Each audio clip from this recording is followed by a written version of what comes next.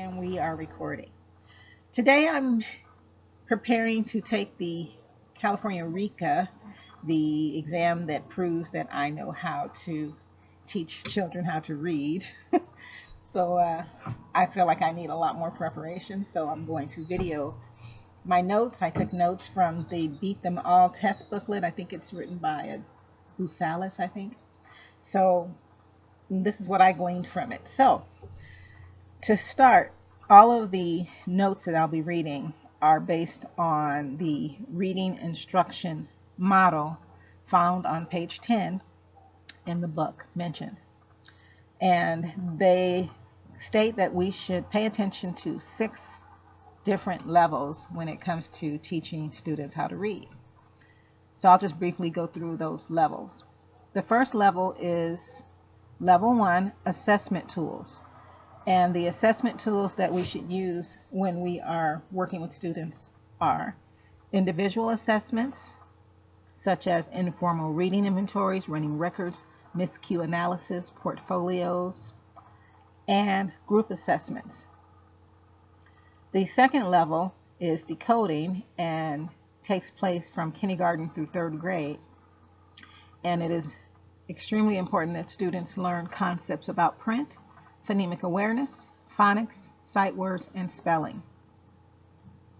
This is what they call a part of the learning to read stage. This stage also includes level 3, which is fluency. And in fluency, we should utilize choral reading, repeated reading, sustained silent reading, and at-home reading should be encouraged. That at-home reading level, we will later find, is one that should be at their independent level. We should not send students home with materials that they are unable to read independently. It's for practice to give them more confidence and to make them more familiar with the words that they have learned. So, levels 1, 2, and 3 are part of the learning to read stage. The next 3 levels, 4, 5, and 6, are part of the reading to learn stages. Okay, so level 4 is comprehension, which spans from 3rd grade through 8th grade. So in the comprehension level, there needs to be vocabulary instruction, literal, inferential, and evaluative comprehension, pre-reading, while reading, and post-reading strategies, and schema strategies. Okay. Level 5 is the role of oral and written language in literacy instruction.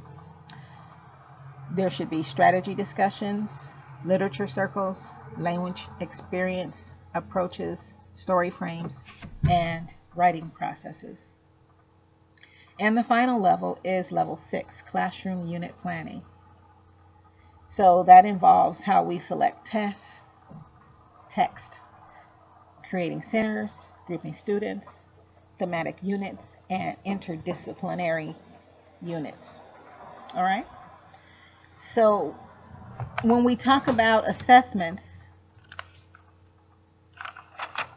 we stated that we would be looking at informal reading inventories, running records, and miscue analysis.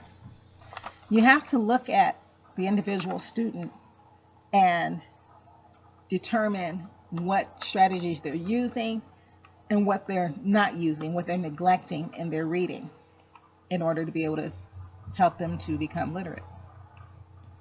So we will talk about first the informal inventories, the IRIs. Okay? Informal reading inventories are grade level read alouds, and there are determinants that are present in leveled readings. Determinants such as the frequency of words, letter combination, complexity, and the number of syllables in a word. Okay? When the child is doing their reading, you will be listening to them read without assistance. I know you want to help them, but it's without assistance. And while they're reading their copy, you will be scoring your own copy while encouraging them to keep moving along during their reading. Okay? A great way to start that process for the IRIs is to use a reading word list. And what a word list does is it contains regular and irregular phonetic patterns. So again, the child needs their own copy. You have your own copy to make your notations on. You do not give them any assistance for a word list either. And once 20% of the words are missed on that list, that is where you can stop. Okay? Once you have determined what grade level they are reading words from, then it is appropriate for you to select a reading inventory that is appropriate to their level. So if they're reading at a 3rd grade level, the suggestion comes that maybe you could start at a 1st or 2nd grade level so that the student has an opportunity to become confident in what they're reading before they begin to experience more difficult words. Okay? So, having the word list results and the informal reading inventory results will then allow you to analyze the scores and identify the skills being used or neglected when the student is decoding print. Once you have that information, you can plan individualized and group instruction accordingly. Okay. Now, it's important also for us to find out what their independent reading level is, as well as their instructional reading level. Obviously, independent means something they can read on their own with very little struggle, whereas the instructional level is the level that they read at where they need assistance. And then the frustration level is the level that they are reading at a very low percentage, and I'll go over that in a second. I'm thirsty and it's hot. My husband's brought me some water because he's lazy. Thank you, darling. You're welcome.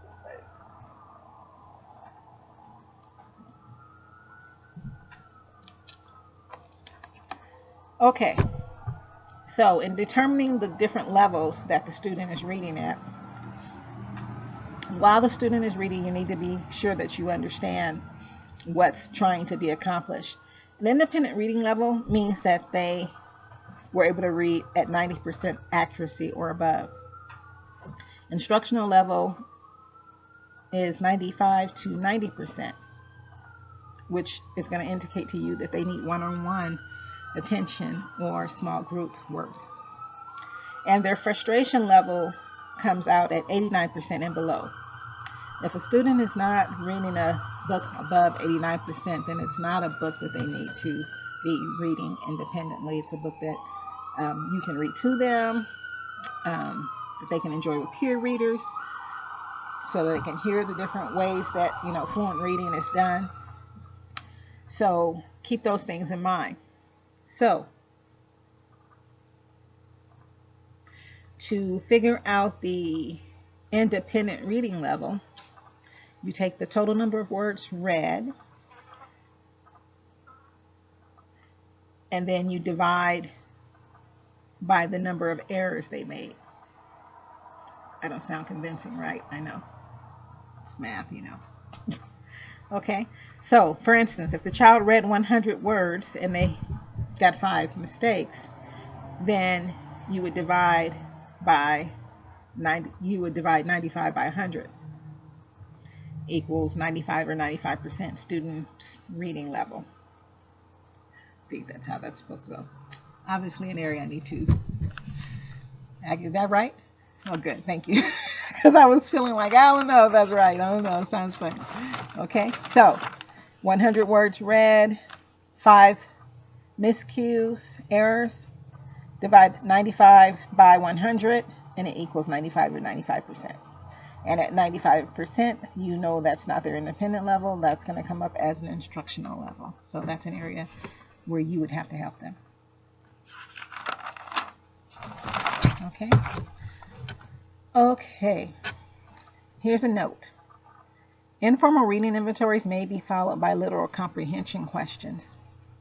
Literal comprehension questions are something we will discuss in much greater detail later, but it's a point of note that literal comprehension questions are the who, what, when, where of readings.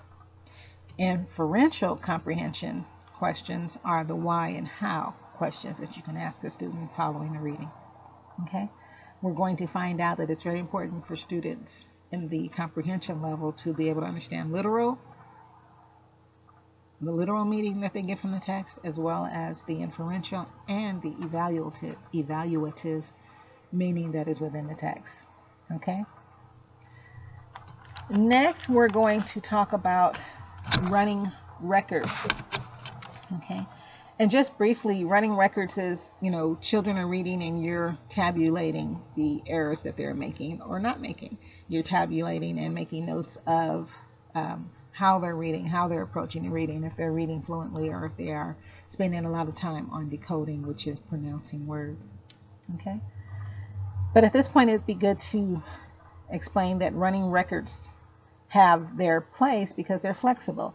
A child can be reading a book and you can just have them to read a couple of lines to you, and you can record the miscues on a blank form, and that's it. It just gives you a way of taking data just kind of on the fly, versus an informal reading inventory.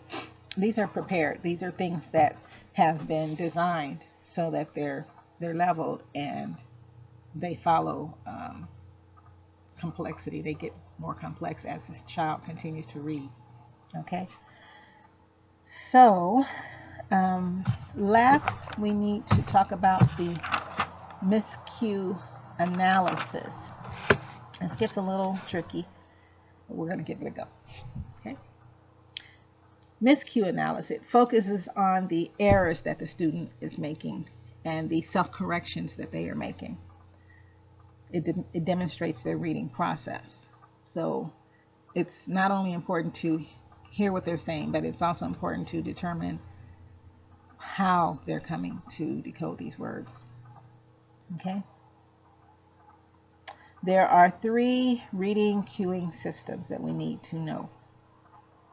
The first is meaning or semantics, which is reading with reading in mind. For example, reading dog when the word canine is there. Maybe they saw the picture. That means that they didn't focus on the print. Okay? That's meaning with semantics, not focusing on the print. Whereas visual or graphophonics reading is reading with print in mind. Lets you see that they're paying attention to the letters that they're reading. Substituting cat for every 3-letter word starting with C would indicate that they are reading according to print. They're reading inaccurately, but they're reading according to print because it starts with C, like a word that they already know. Okay? And the third cueing system is syntax or grammar. Reading with grammar in mind. When they're reading with grammar or syntax in mind, they replace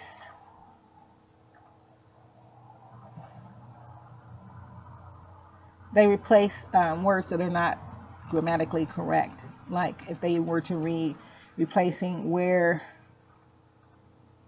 were they, them, they might say where, they would fix it and say where are they. Grammar corrections, basically. Okay? Like instead of saying where is my shoes, where are my shoes? All right? Okay.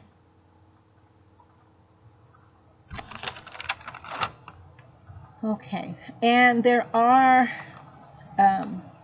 measures that you can use and that you should use, charts and graphs that you use to record data that show you how many errors the student made, how many self-corrections they made, and you should be taking that data several times a year to document their progress or needs for you to adjust your instruction to help them be more successful. Okay? During the RICA, you will be asked to analyze some information that they give you, and you have to be very careful to read very closely because sometimes it'll appear that they're asking you one thing when they're really asking you something very differently. Okay? But one clue is this. whatever methods you use, always make sure that you focus on the skills instruction model versus the strategies instruction model for the RICA. Okay? The skills instruction model is used during the learning to read stage because miscues, self-corrections indicate decoding issues that could hinder students from becoming fluent later. Strategies instruction is used during the reading to learn stage. So during the reading to learn stage, that we'll talk about much later, that's where we want to utilize the strategies more so than the skills instruction. Okay, so that covers the first part of the reading instruction model. Level 1, assessment tools. Our assessment tools are informal reading inventories, miscue analysis, and running records. Okay, got it? Get it?